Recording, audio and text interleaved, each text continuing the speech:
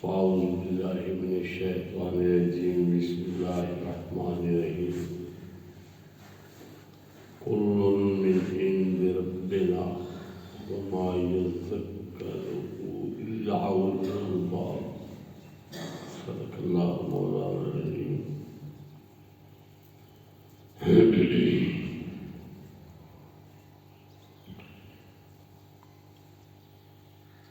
سب ہمارے رب عز و جل کے پاس سے ہے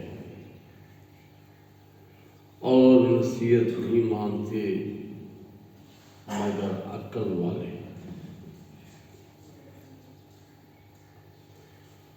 اب جو آیت مبارکہ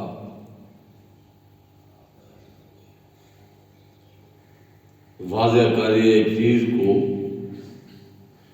کہ جو تمام کچھ ہے وہ میرے رب کے اختیار میں ہے،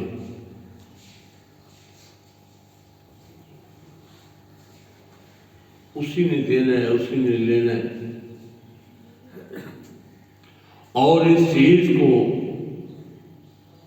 سمجھتا کون ہے؟ عقل والے سمجھتے ہیں۔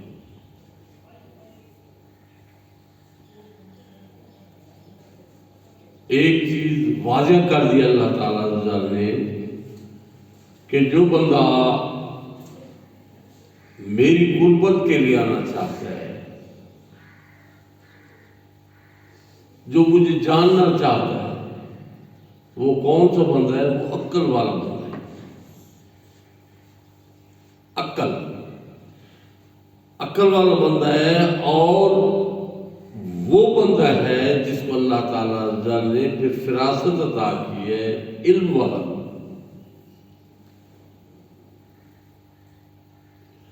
اور علم کیا ہے؟ علم وہ بہترین خزانہ ہے جو بندے کو اپنے رب تک پہنچا دیتا ہے۔ سلطان بوسعید رحمۃ اللہ تعالی علیہ نے اپنے اشعار میں فرمایا ہے کہ علم کے بغیر جو فقیری کرتا ہے وہ گمراہ ہو جاتا ہے۔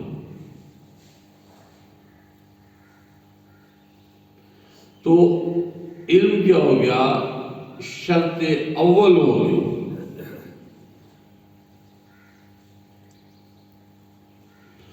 اچھا، عالم کہتے کس کو ہے؟ یہ جو آج کل کے دور میں جس میں ہم جا رہے ہیں، علماء علماء علماء ایک رٹ ہے لگی ہوئی ہے۔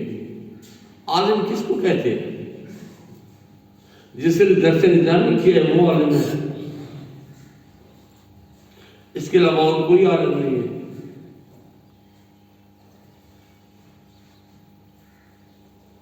عالم وہ ہے جس کا علم مستقل ہو اور وہ کوئی دین کا مسئلہ ہو جو وہ کتابوں سے اخذ کر سکے تو وہ عالم ہے۔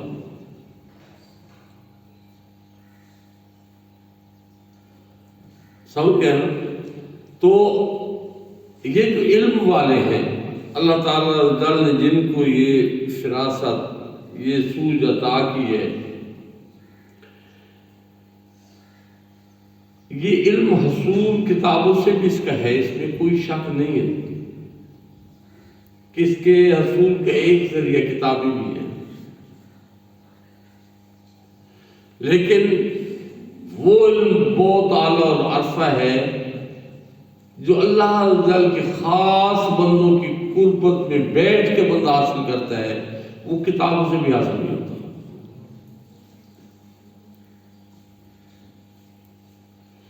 اور علم بہت کم و بیش 56 علم آئے ظاہری طور پر،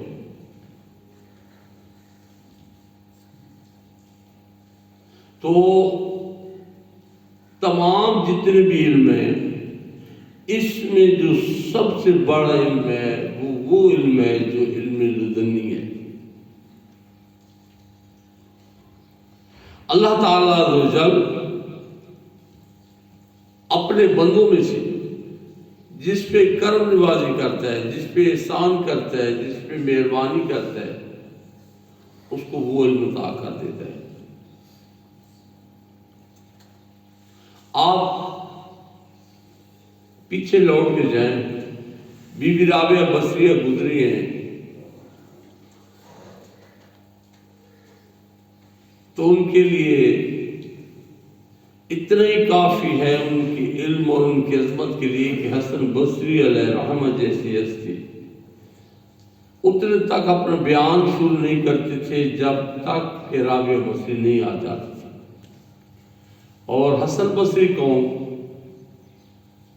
حسن بصری وہ ہے جو سیدنا علی المرضیٰ کرم اللہ وجہہ کے ہاتھ مبارک پہ بیٹھ ہوئے ہیں اور امجد سلمہ رضی اللہ تعالی عنہ کی گود مبارک میں پرورش پائی ہے، اور بہت سے صحابہ اکرام رضی اللہ تعالی عنہ سے مستفید ہوئے ہیں۔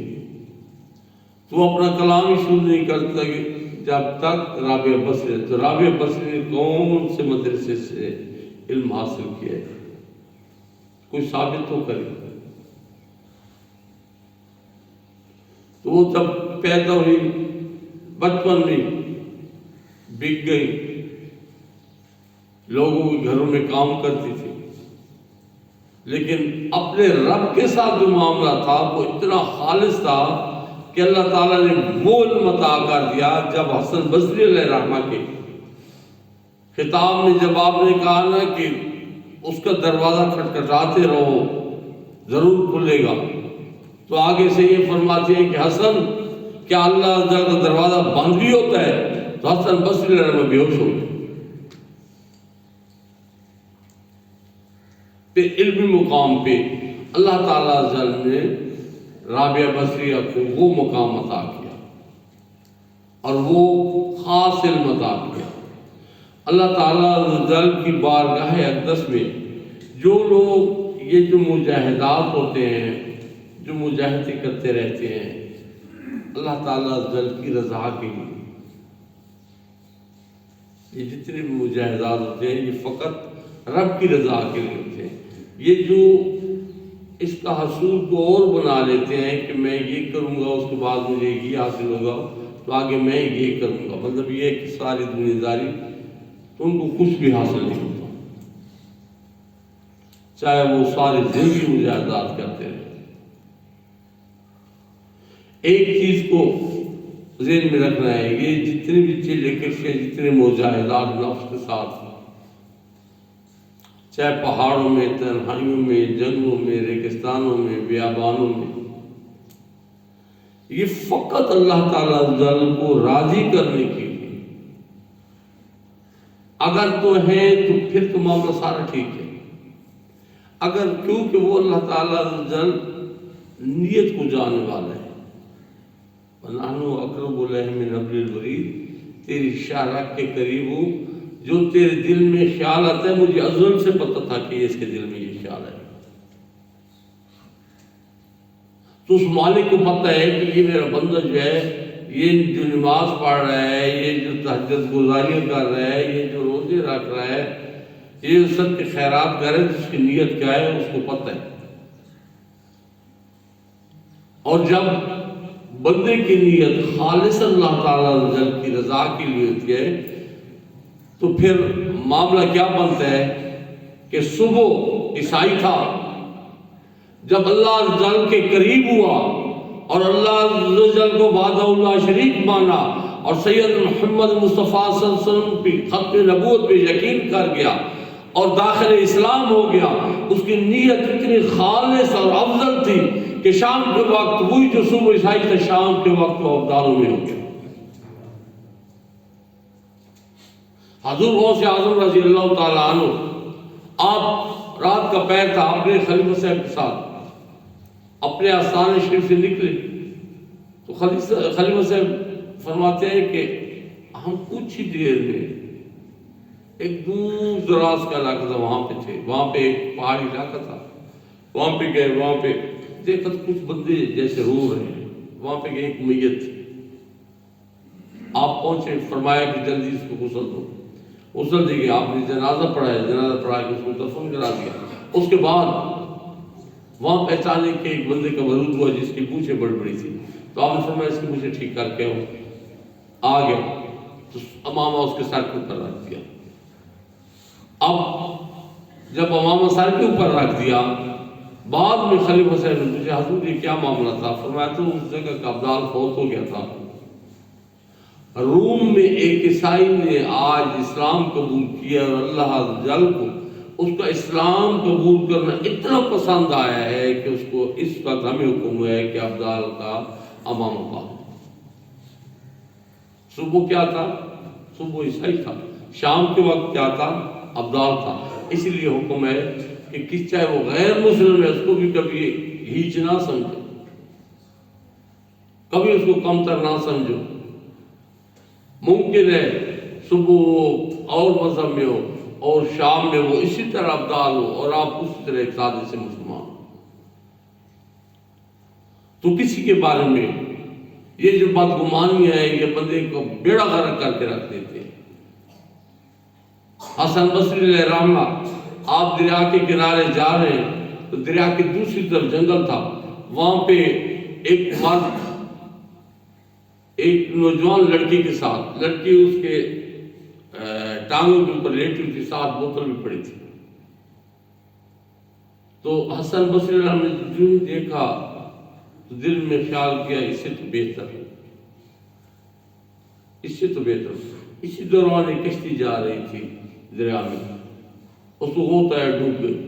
اب بندے ڈوبنے لگے تو وہ تیزی سے اٹھا بھاگتا، بندوں کو پکڑ کے نکال رہے تو ایک یا دو بندے تھوڑا آگے ہو گئے تو دور سے کہا حسن بے شک تو مجھ سے بہت بہتر ہے، ان کو تو پکڑ لے۔ تو آپ کی چیخ نکل گئی، آپ اس کے پاس گئے اور آپ بس رو ہی رہے تھے۔ تو اس نے آگے سے یہی عرض کیا کہ یہ میری بیٹی ہے، اس کی ماں فوت ہو گئی، یہ ہر وقت روتے رہتے ہیں ماں کی فراق میں۔ تو میں نے اس کو کہا کہ بیٹا چلو چلتے ہیں، میں تمہیں جنگل کو سیر کے لیے لے جاؤں۔ تو میں اس کو لے کے آیا یہاں پہ، یہ پانی بھی ساتھ لایا تھا۔ تو وہاں پہ حسن بصری رحمہ کی چیخیں نکل گئی کہ ایک بندے کا مقام یہ ہے کہ دور سے وہ یہ بھی سمجھ گیا تھا کہ حسن کیا سوچ رہا ہے، اور وہی الفاظ اس نے پھر دوہرا بھی دی۔ مطلب یہ ہے ہم جن کو کہتے ہیں کہ برے ہو سکتے ہیں وہ ہم سے ہزاروں لاکھوں گنا زیادہ بہتر ہو۔ تو علم والوں کو تو یہ ویسے ہی زیب نہیں دیتا، جن کو اللہ تعالیٰ اتقوا فراست المؤمن، جن کو اللہ تعالیٰ نے فراست دی ان کو تو ویسے ہی زیب نہیں دیتا وہ کسی کے بارے میں بدگمانی کرے کہ یہ ایسا ہے، یہ ایسا ہے۔ تو اس بندے کا معاملہ اپنے رب پہ چھوڑ دیا جائے نا، ہمارا اس کے ساتھ کیا ہے؟